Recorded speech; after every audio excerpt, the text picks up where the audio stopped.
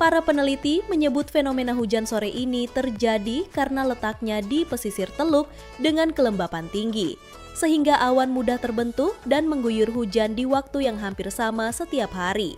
Bagi warga, hujan sore bukan penghalang, malah sudah jadi bagian hidup.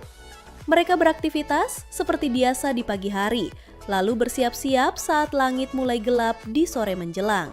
Suasana desa pun terasa segar, jalanan selalu bersih, dan udara bebas polusi karena kendaraan bermotor jarang digunakan.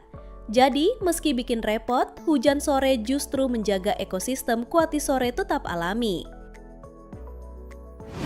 Nomor 9, desa yang menolak teknologi modern. Desa Suku Baduy. Desa Suku Baduy yang terletak di Pegunungan Lebak, Banten, dikenal sebagai salah satu komunitas paling unik di Indonesia karena kehidupan mereka yang nyaris bebas dari modernisasi. Mereka secara tegas menolak teknologi seperti listrik, kendaraan bermotor, dan ponsel, memilih hidup sederhana sesuai ajaran leluhur.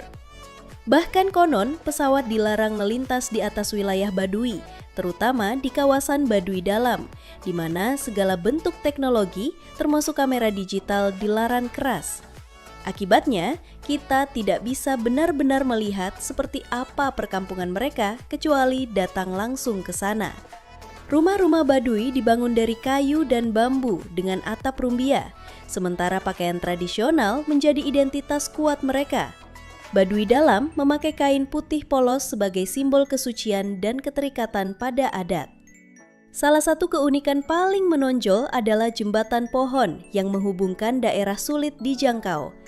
Jembatan-jembatan ini dibuat dari batang pohon yang ditanam dan diikat sedemikian rupa hingga kuat menahan beban, menjadi akses vital melintasi sungai dan lembah.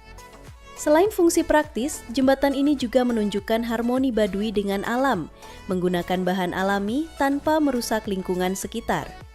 Selain itu, masyarakat Baduy menjalankan sistem sosial dan ekonomi yang khas. Mereka hidup bergotong royong, bercocok tanam secara tradisional, dan mematuhi aturan adat yang mengatur hampir setiap aspek kehidupan, mulai dari pernikahan hingga pembagian tanah. Hidup tanpa uang modern dan teknologi membuat mereka mandiri sekaligus selaras dengan alam. Keunikan ini menjadikan desa Suku Baduy sebagai daya tarik budaya sekaligus pelajaran berharga tentang pentingnya menjaga keseimbangan hidup dengan alam. 8. Desa dengan tradisi kawin colong. Kemiren, Banyuwangi. Di desa Kemiren, Banyuwangi, hidup masyarakat suku Using yang masih memegang teguh tradisi leluhur mereka. Salah satu yang paling terkenal adalah kawin colong atau kawin lari. Tradisi ini menjadi jalan keluar bagi pasangan muda yang cintanya tidak direstui orang tua. Alih-alih dipandang sebagai aib, kawin colong justru dianggap sah menurut adat. Setelah pasangan kabur bersama, keluarga besar biasanya akan menggelar musyawarah dan akhirnya menikahkan mereka secara resmi demi menjaga kehormatan kedua pihak. Prosesi kawin colong biasanya dilakukan dengan cara sederhana. Pihak laki-laki membawa kabur calon istri ke rumah kerabatnya, lalu mengutus seorang perantara untuk memberitahu keluarga perempuan. Dalam waktu singkat, keluarga kedua belah pihak akan bertemu, membicarakan masalah, dan mencari jalan keluar. Hasilnya hampir selalu sama. Pernikahan tetap harus dilaksanakan. Jadi, kawin colong bukan sekadar pelarian, melainkan sebuah mekanisme adat yang diakui secara sosial. Hingga kini tradisi kawin colong masih ada meski tidak sesering dulu. Tradisi ini bahkan sering dijadikan bahan kajian antropologi karena menunjukkan cara unik masyarakat suku Using dalam mengatur hubungan sosial dan pernikahan. Nomor 7, desa yang tidak mengubur jenazah. Trunyan, Bali. Di tepi Danau Batur, Bali ada sebuah desa yang bikin banyak orang merinding sekaligus penasaran. Desa Trunyan. Di sini orang yang meninggal tidak dikubur atau dikremasi seperti tradisi Hindu pada umumnya. Mayat mereka justru diletakkan begitu saja di tanah, tepat di bawah pohon besar bernama Tarumenyan. Anehnya, meskipun ada banyak jenazah yang dibiarkan terbuka, tidak ada bau busuk sama sekali. Rahasianya ada pada pohon Tarumenyan tadi yang mengeluarkan aroma harum alami seperti dupa sehingga mampu menetralisir bau mayat. Bahkan dari situlah nama Trunyan berasal, gabungan kata taru pohon dan menyan wewangian. Buat wisatawan, menuju lokasi pemakaman ini harus naik perahu menyeberangi Danau Batur. Begitu sampai, suasananya bikin bulu kuduk berdiri. Sunyi, sakral, dengan tulang belulang manusia tersusun rapi di sekitar area. Bagi warga Trunyan, ini bukan sesuatu yang menyeramkan, tapi tradisi turun-temurun yang dianggap sebagai bentuk penghormatan terakhir pada leluhur. Nomor 6, desa dengan rumah-rumah tanpa paku, Wae Rebu, Flores. Di ketinggian sekitar 1.200 meter di atas permukaan laut tersembunyi sebuah desa kecil bernama Wae Rebu yang sering dijuluki desa di atas awan. Desa ini terkenal karena rumah tradisionalnya yang disebut Mbaruniang. Uniknya, rumah-rumah berbentuk kerucut itu dibangun tanpa menggunakan paku besi sama sekali. Semua sambungan kayu hanya diikat dengan rotan dan tali dari serat alam. Walau sederhana, konstruksi ini justru sangat kuat, mampu bertahan puluhan tahun bahkan diterpa angin kencang khas pegunungan Flores. Mbaruniang punya struktur 5 lantai. Lantai pertama dipakai untuk tempat tinggal keluarga, sementara lantai kedua hingga keempat difungsikan sebagai lumbung untuk menyimpan padi, jagung, kopi, dan bahan makanan lain.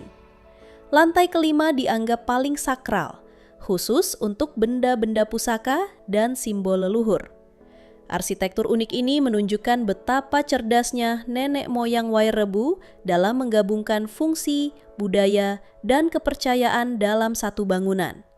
Keindahan Wae Rebu bukan hanya soal rumahnya, tapi juga pemandangan alam di sekitarnya. Untuk mencapainya, pengunjung harus trekking selama 3-4 jam melewati hutan tropis yang masih sangat alami. Begitu sampai, suasana desa yang dikelilingi kabut membuat pengunjung seakan masuk ke dunia lain. Tak heran UNESCO menetapkan Mbaruniang sebagai warisan budaya dunia pada 2012.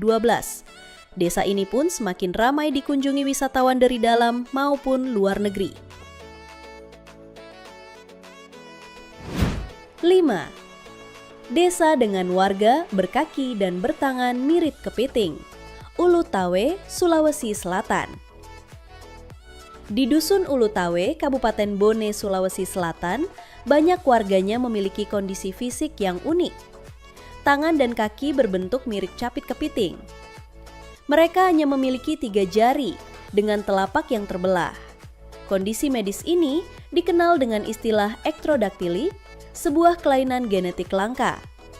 Kasusnya cukup banyak di Ulu Tawe, sehingga hampir setiap keluarga memiliki anggota dengan ciri serupa. Secara medis, kemungkinan besar kondisi ini dipicu oleh faktor genetik dan diperparah oleh perkawinan antar kerabat yang masih umum di desa tersebut.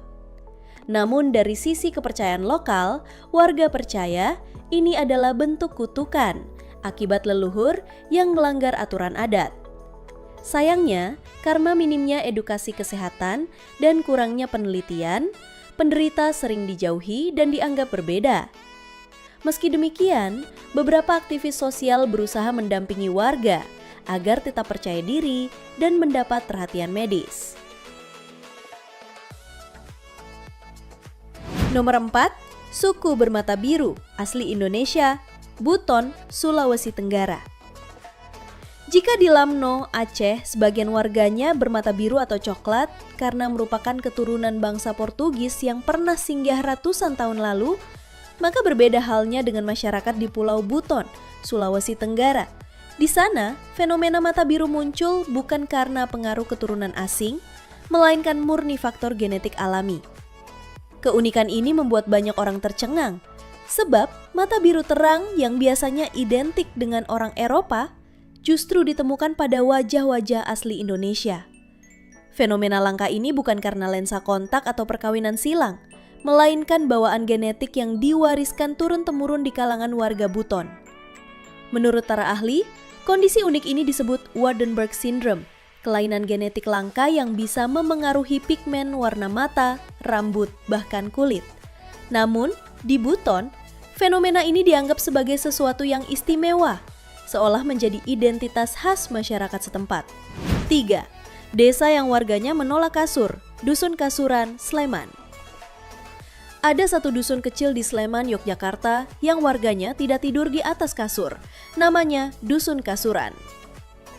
Sejak dulu hingga sekarang, hampir semua penduduk memilih tidur di atas dipan bambu atau tikar pandan. Larangan menggunakan kasur konon berasal dari cerita sejarah ketika Sunan Kalijaga sedang berdakwah. Dikisahkan beliau pernah singgah di dusun ini, diberi kasur untuk beristirahat, lalu ketika bangun justru berpesan agar warga tidak lagi memakai kasur. Sejak itu, aturan tak tertulis tersebut dipatuhi turun-temurun. Bahkan mereka percaya bahwa orang yang melanggar bisa mendapat musibah, mulai dari sakit, kerasukan, hingga mengalami kejadian aneh. Banyak kisah diceritakan, termasuk pengalaman para pendatang yang mencoba tidur dengan kasur, lalu mengalami gangguan supranatural. Karena itulah, masyarakat lebih memilih tetap berpegang teguh pada pesan leluhur. Uniknya, kebiasaan tidur di dipan atau tikar ternyata memberi manfaat kesehatan. Dokter menyebut tidur di permukaan keras bisa menjaga postur tubuh lebih baik dan mencegah nyeri punggung. Jadi tanpa disadari, kebiasaan warga Kasuran bukan hanya melestarikan tradisi, tapi juga memberi efek positif untuk tubuh mereka. 2. Desa yang membuat rumah dari kotoran sapi, Sade, Lombok.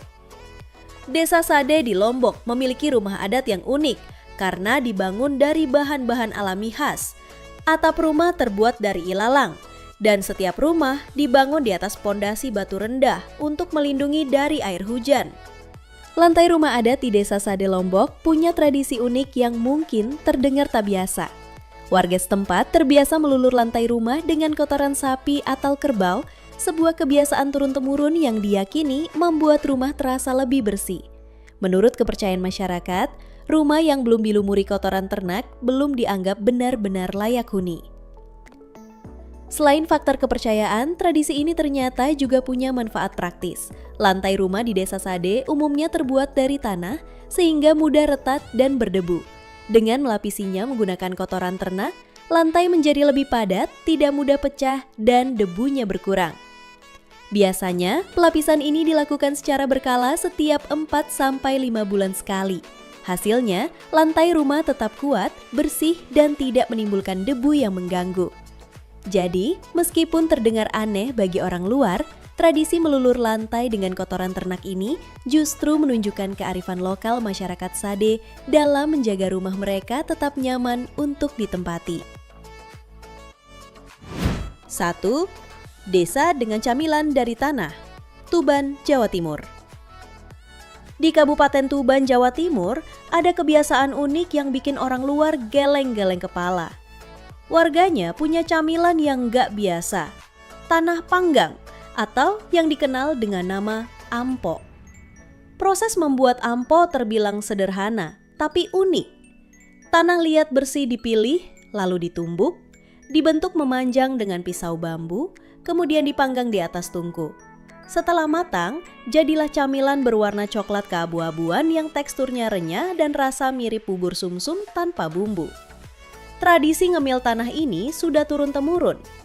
Bagi masyarakat Tuban, ampo dipercaya punya khasiat, seperti meredakan sakit perut, menghilangkan stres, hingga dipercaya bisa membuat kulit bayi dalam kandungan jadi lebih halus bila dikonsumsi ibu hamil. Walaupun secara medis kandungan mineralnya masih diperdebatkan, praktik geofagi atau makan tanah ternyata bukan hanya